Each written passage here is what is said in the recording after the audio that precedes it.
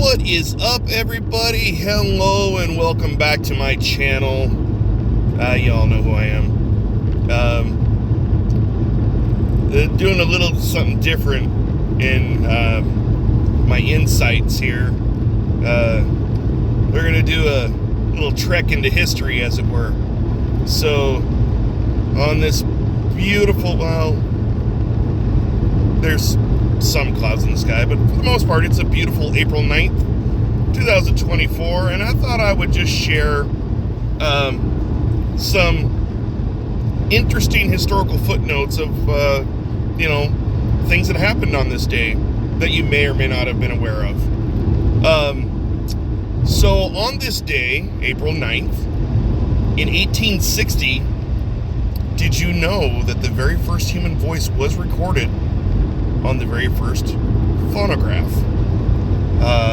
French inventor Edouard Leon Scott de Martinville recorded his voice, and he sang he recorded his voice of him singing a French folk song, Au clair de la lune. I think I pronounced it right. I don't know. Anyway, I thought that was kind of interesting. I didn't realize that recorded voice was that early. I didn't think that recorded voices came around until like the late 1870s, maybe 1880s, but that's kind of interesting. So obviously the next historical moment, which that's an easy one for me to remember, obviously, because I'm a huge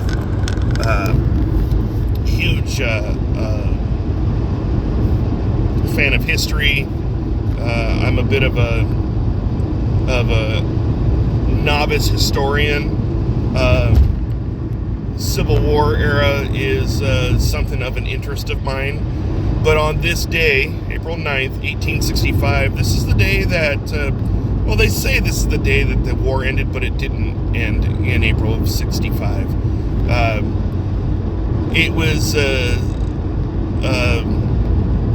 It was pretty much done in the Eastern Theater. A lot of people don't realize there was an Eastern Theater and a Western Theater, and the Western Theater was, in like Kansas, Missouri area. There was still fighting going on there for several months after.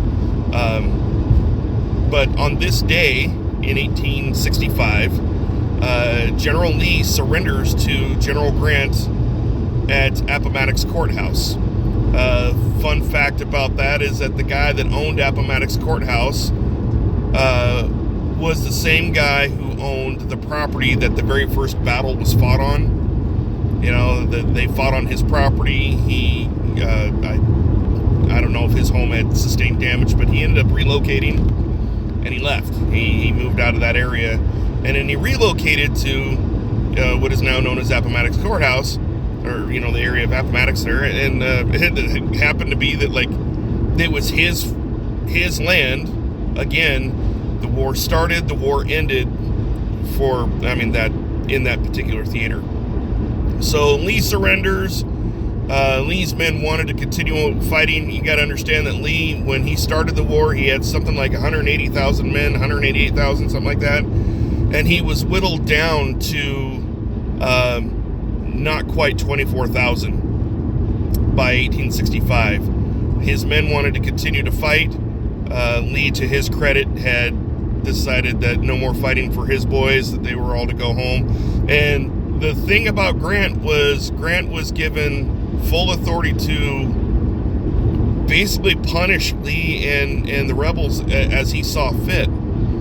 And Lee asked for clemency for his soldiers and was prepared for whatever prison time he was going to get. Grant was merciful, and he basically said, "Tell your boys to lay down their arms and go home." So they did, and Lee went home, where he truly retired. It's said that he was really good to his soldiers, even after sometimes down on their luck, a veteran would come and visit him, and he'd give them money or whatever, and he was a rock solid guy. I always had a lot of respect for Grant. I may have been morally opposed to the South's position, I have a lot of respect for Grant for who he was, and that he was a loyal son of Virginia, and when Virginia seceded, he answered the call of what he deemed it was his home country, and I can respect that, even if he was fighting the losing side. But it's very possible, had Grant not come in there, it's very possible the South would have won. Everyone was afraid of Lee. He was that good of a battle commander. Grant wasn't that much better. He wasn't really a better battle commander. You got to understand that both men went to West Point, but whereas Lee was, I think he was in the top 3%. He was the top 3. Grant was number 54. So he wasn't any better. What he understood was that the North had more meat to throw to the grinder, and so they utilized it. Grant made the war about of attrition, and he knew that he was going to lose a lot of guys, but Lee was going to lose a lot more. And that's what it ended up coming down to, was that he whittled Lee down to essentially nothing. And Lee understood that, he respected that, and that's why he surrendered. So, yeah, I kind of get off on a little bit of a tangent there when I talk history, like especially history that I like. So, also on this day, in 1909, Congress had passed a law that had raised tariffs for imported goods. I just remember reading that.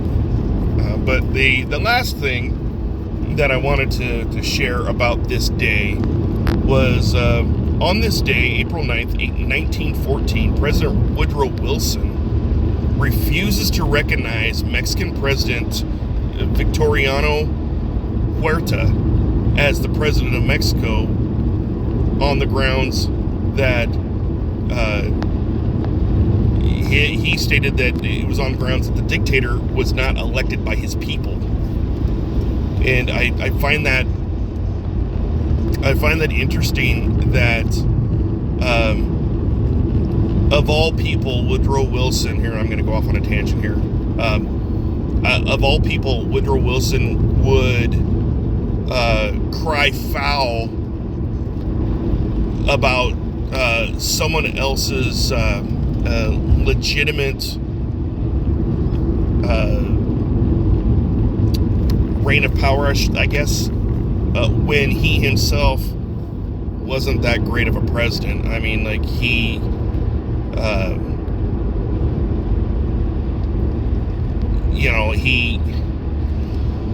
his administration, here's the tangent, his administration was actually funneling both sides of World War I. His administration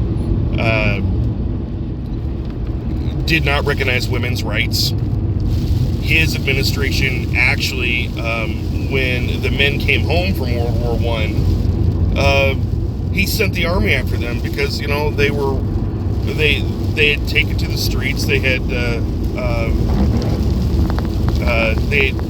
mass protests in Washington, D.C. saying, hey, you promised us, these